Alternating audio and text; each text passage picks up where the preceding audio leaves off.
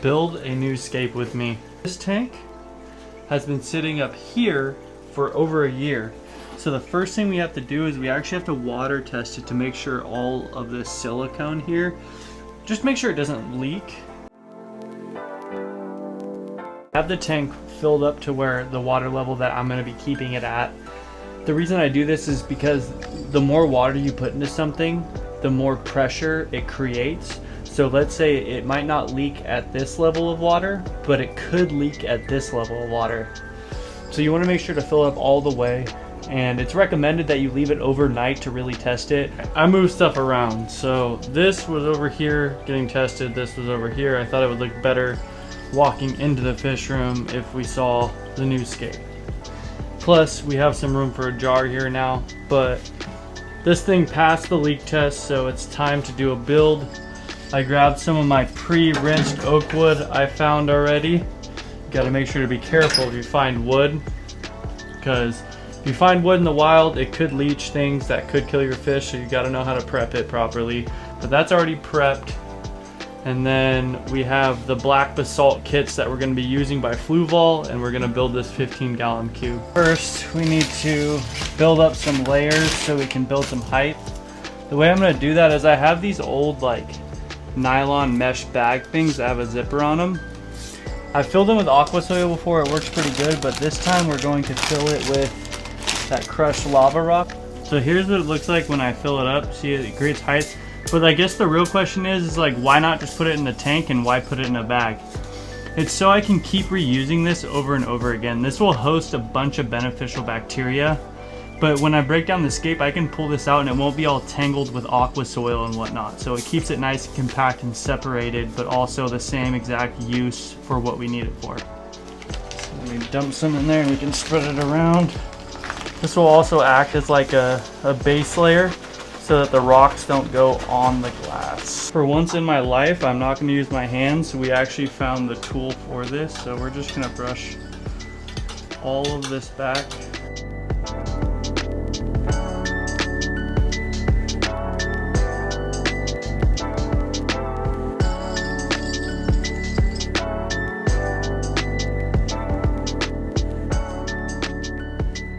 I have not had a chance to actually look at the rock pieces that they gave yet, but we're gonna try to find something cool. That's our main piece there. That's the biggest piece we have, I believe.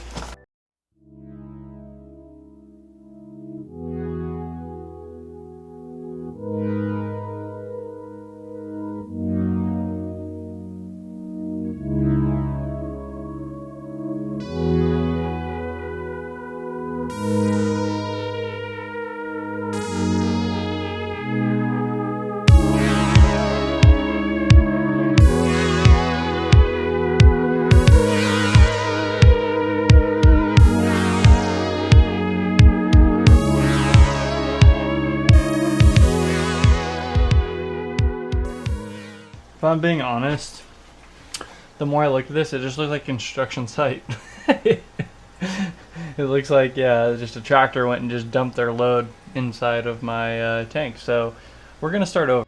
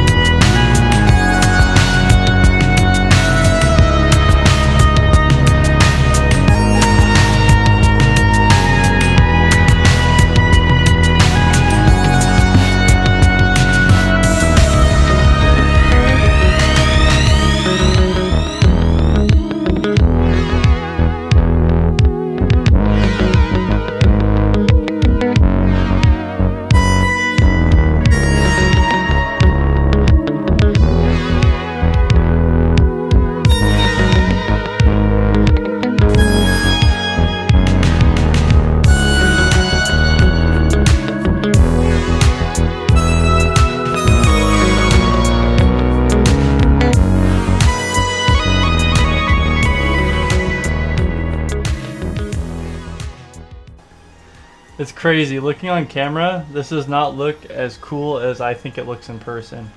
But let me show you like the top view and what I'm thinking of doing and how I'm going to go about this. So from the top view, you can see we have our rock structure that's kind of like a U. All the wood's going this way, but like that branch is different than that branch right there, but it makes it look like a root. Same with this random branch here, right? And then we have this solid branch that comes down and roots out, but then we have like that branch that's not actually a part of it and that branch that's not actually a part of it. But we'll attach all of that in order to make it work. And then we have plants that we are going to plant here, stem plants in the back, and some anubias that we're going to put certain parts of the scape itself to really bring it together. Base layer down now. I have to glue everything down now so we can secure it, but I wanted to show you guys how I glue things down. So we're going to use some cyanoacrylate super glue. You can get this one at your local hardware store, and some tissue paper. And you're going to just rip a little piece off, and then you wedge it, for instance, right behind here where this rock and this wood touches, or you can go where rock and rock touch, or wood and wood touch. You wedge it in there, and then you're going to soak it with the cyanoacrylate liquid super glue, not the gel, the liquid, and you're going to let it dry, and then it secures everything in place. So I'm going to go around, I'm going to be doing it with every stone, every connection I can really find. And don't worry if you can see it, like if I were to do it right here, don't worry about that, because I can come back with some anubias and just plant it right over the top. All right, we have everything coming along now, as you can see. Everything is rock solid. What this also does is, like, this wood is extremely dry, so when I fill this tank, it allows all the wood to stay under the water and not float to the top. So in the Fluval kit, they actually give you white sand and black sand. In this scape, I think we're gonna do the white sand. I think it'll help stuff stand out a little bit better.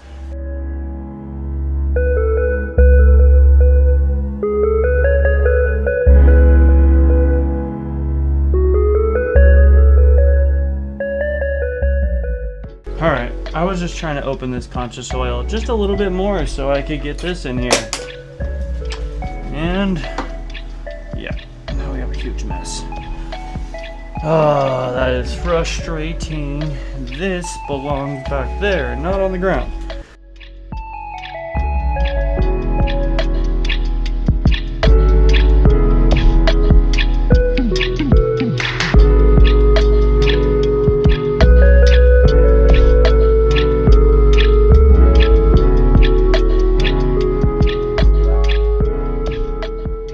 This is what we're gonna do next, so just some detail stones. So we have this detail stone, but like you can just throw like little, I think I wanted a little bigger than that one, like let's see,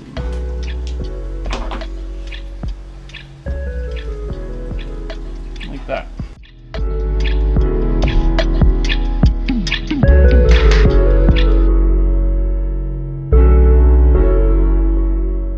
So we have water flowing in right now, and you'll be able to see in 1 second. I know there's a shimmer where the water is, but when the water hits the stone, it becomes like a very dark gray. That's why it's called black basalt. It's usually not as dark as what's on the actual like cover of the Fluval like case or whatever, but it is pretty good. I'm gonna stop filling up in a second. I just wanted to show you guys how dark the stone actually gets when it gets wet. So these are all the plants that we're gonna be putting in there. I know it's a little messy and I have it on my dinner plate, but you know, small fish room. Do what you gotta do, right? I can't remember what type of plant this is, but we're definitely gonna chop off whatever is at the bottom there. It looks like it was dying.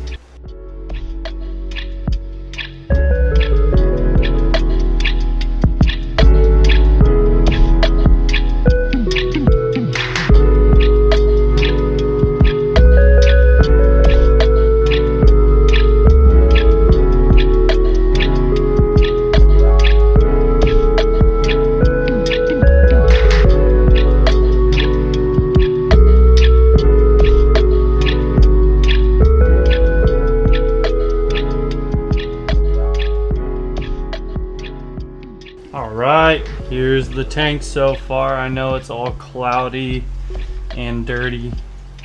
We got some scum on the top here, but we have to plug in this filter. This is the first plug-in so far. Here we go. I had that sponge seated in this tank for a couple weeks before I put it on here. So that'll help get it cycled a little bit faster. Let's adjust that.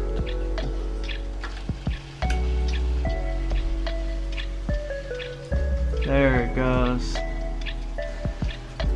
I will give you guys a 30-day update for you in about 2 seconds, for me in 30 days. All right, it has officially been 1 month. And dude, high grow is called high grow because it grows high, if you know what I mean. This is crazy. Let me show you. 1 month. Look at this. It's already reached the top. The cool thing about this plant too is it will flower for you and grow immersed. Same with those stem plants down there. Man, that looks so good.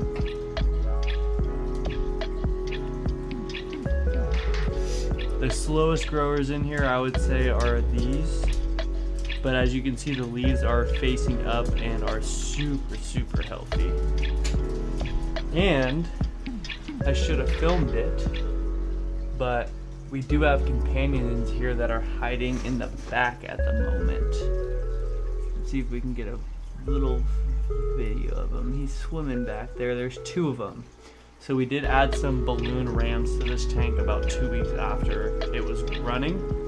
I knew it was cycled. I do know what I'm doing. So if you're new to the hobby, just make sure you test your water. I also just got a new filter in that we will be testing on this tank. So that'll be the next video coming out. So stay tuned. We're gonna do a setup and review of a filter I just got. So that's gonna be fun. We're just testing everything. Make sure you subscribe. Your fish said so.